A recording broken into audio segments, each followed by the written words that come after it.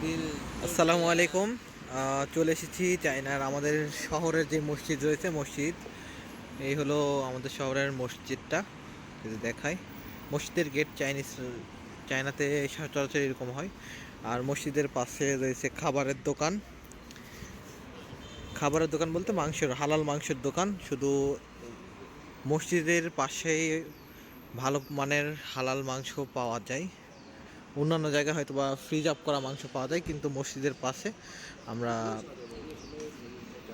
ভালো মানের হালাল মাংসর দোকান পাই। এখানে মুরগি, গরু, খাসি সব কিছু বিক্রি হয়। আবার এখানে বিভিন্ন খাবার বিক্রি হয়। এই পাশে মসজিদের পাশে মাংসের দোকান। এই হচ্ছে মসজিদের গেট এন্ট্রেন্স। আমরা এখন ভিতরে যাব।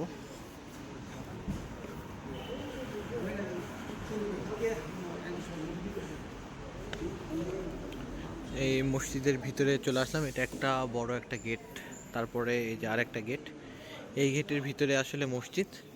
এটা পাশে আপনার পার্কিং এরিয়া একটু জায়গা, ভিতরে হলো মসজিদ। ভিতরে আমরা যাচ্ছি।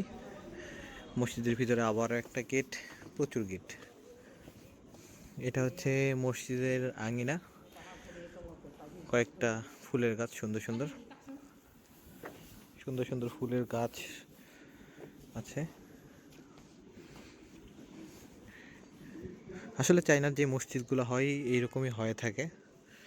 তো এটা হলো মসজিদের আমাদের ভিতরের অংশ। ভিতরের অংশতে আমরা উঁচু করার পরে প্রবেশ করব। এখনও আজান হয় নাই শুক্রবার দিন, কারণ চায়নাতে নামাজের সময় অনেক লেট। আমাদের এই মসজিদে নামাজের জামাত হচ্ছে 2টা 15 মিনিটে।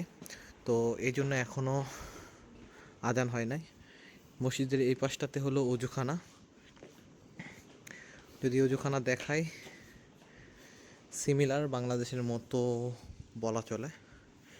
বেঞ্চ, তার পাশে উজু করার জায়গা। এই পাশে যখন জনসংখ্যা বেশি হয় উজু করার জন্য ছোট ছোট, বাংলাদেশে যেগুলো আমরা বদনা বলে থাকি, বদনার মতো দেখতে আর কি, এগুলোতে পানি ব্যবহার করে উজু করে। আর আমাদের উজুর জায়গা থেকে বের হয় এই পাশে গেট দিয়ে আমরা মসজিদের ভিতরে দেখতে পারবো। এটা হচ্ছে মসজিদ। এখনও জনসংখ্যা কেউ নেই, কারণ নামাজের সময় হয় নাই। নামাজের সময় হলে মসজিদের ভিতরটাতে লোকে ভরে যায়। অনেক ক্ষেত্রে জায়গা পাওয়া অনেক কষ্টকর হয়ে যায়, কারণ এখানে আমাদের শহরে একটাই মসজিদ, কারণ মুসলিমের সংখ্যা কম। আর এই মসজিদে দূর দূরান্ত থেকে যারা মুসলিম রয়েছে সবাই আসে। এটা হলো মসজিদের সামনের অংশটা, একটা খোলা মাঠ।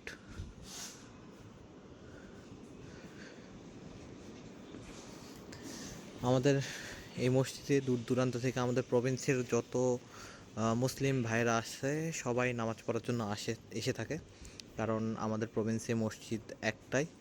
আর এখানে মুসলিমের সংখ্যা একটু কম হওয়াতে মসজিদ একটাই, মসজিদ বেশি নেই।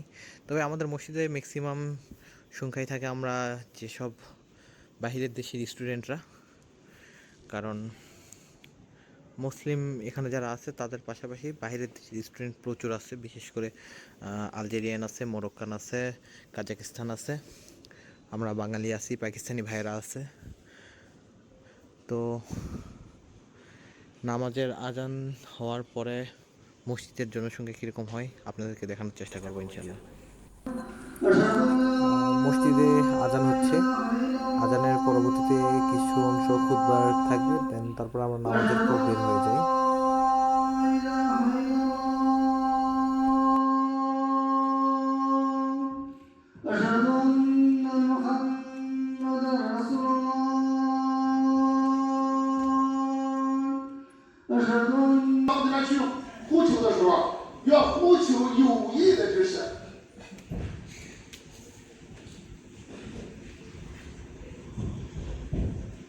要有益的，这种有益是什么？对自己有益，对他人有益，啊，有益处有好处。你学了知识，对你自己一点好处都没有。你的知识给你改变了什么？难道说只是让你在人前去炫耀、去显摆？ এই ছিল চাইনার মসজিদ। আজকে নামাজ পড়লাম শুক্রবার দিন। ভিডিওটা হয়তো বা আপলোড হইতে একটু দেরি হতে পারে, তবে খুব শীঘ্রই দেওয়ার চেষ্টা করব। উনি হচ্ছে আমাদের ইমাম মসজিদের। এখন মসজিদ থেকে বের হয়ে যাচ্ছি। মসজিদের নামাজ শেষে অনেক বাঙালি ভাই, পাকিস্তানি ভাইদের সাথে দেখা হলো, পরিচিত। আমাদের পাশের ইউনিভার্সিটি, মেডিকেল, পলিটেকনিক থেকে যারা এসেছিল। এই হচ্ছে মেন গেট দিয়ে বের হয়ে যাচ্ছি এখন। এই পাশে আপনার মেয়েদের নামাজ পড়ার জায়গা আছে, আবার ছেলেদের জায়গা আছে। আজকের দিনে অনেকে একসাথে একত্রে হয়, একটা আলোচনার মতো সভা তৈরি হয়ে যায়। যেমন এখানে বিভিন্ন ইউনিভার্সিটির ভাইয়েরা এসে কথাবার্তা, গল্প আলাপ করে।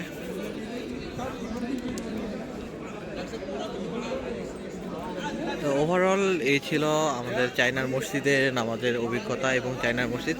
এই যে নামাজ শেষে এখন পাশে দোকানে বসেছে, মুরগি বিক্রি করতেছে। তারপর এখানে কেক, পাউরুটির মতো খাবার বিক্রি করতেছে। আর পাশেই রয়েছে বিভিন্ন মাংসর দোকান। এই ছিল ওভারঅল চায়নার মসজিদের অভিজ্ঞতা।